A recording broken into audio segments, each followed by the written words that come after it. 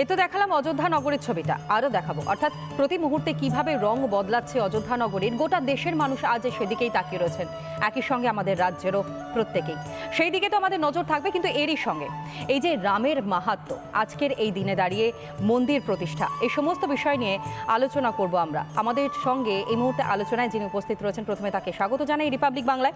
আমাদের সঙ্গে রয়েছেন ডক্টর রত্না ভট্টাচার্য, নৃতত্ত্ববিদ এবং অত মহাভারত কথার লেখিকা। অনেক অনেক স্বাগত জানাই আপনাকে রিপাবলিক বাংলায়।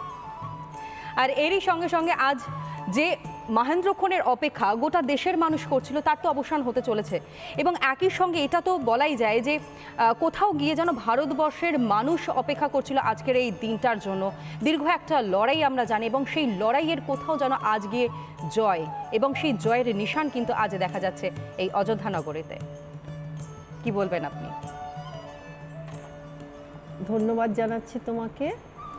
তারপরে আজকে এই অনুষ্ঠানে আসতে পেরে আরেকবার রিপাবলিককে ধন্যবাদ, তোমাদের সবাইকে ধন্যবাদ। এর আগে কয়েকবার এসেছি, কিন্তু আজকের দিনটা একেবারে অন্যরকম। এতদিন ছিল প্রস্তুতি, তাই নিয়ে আলোচনা।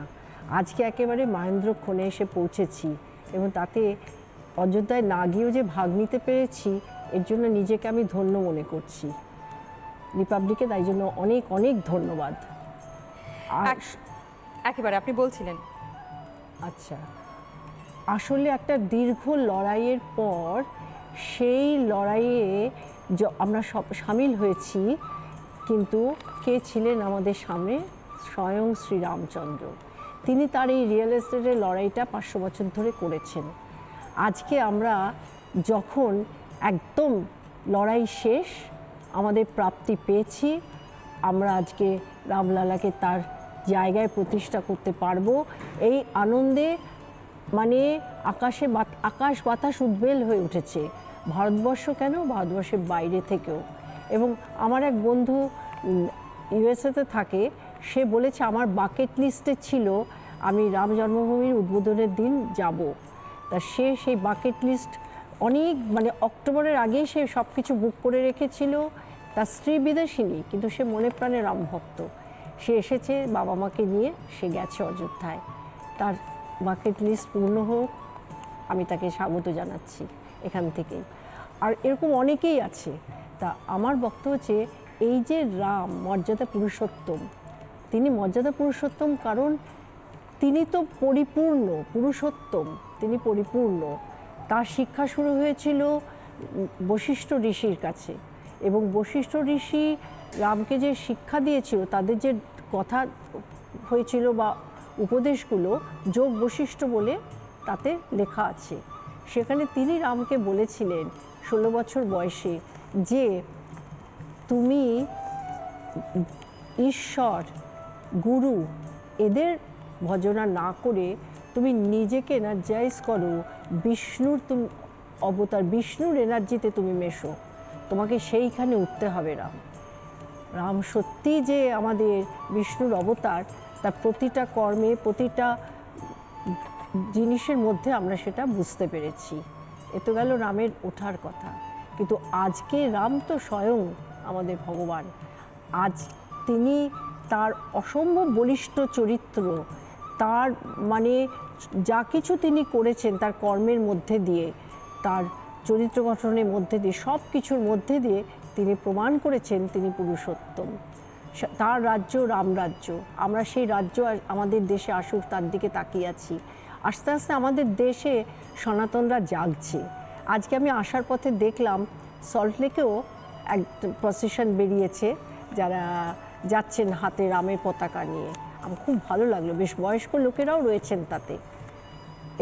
সারা ভারতবর্ষ জুড়েই এরকম বেরিয়েছে। যারা যেতে পারেনি অযোধ্যাতে, তারা এখানেই মানাবেই। আজকে রাম যে অধিষ্ঠিত হচ্ছেন তার জায়গায়।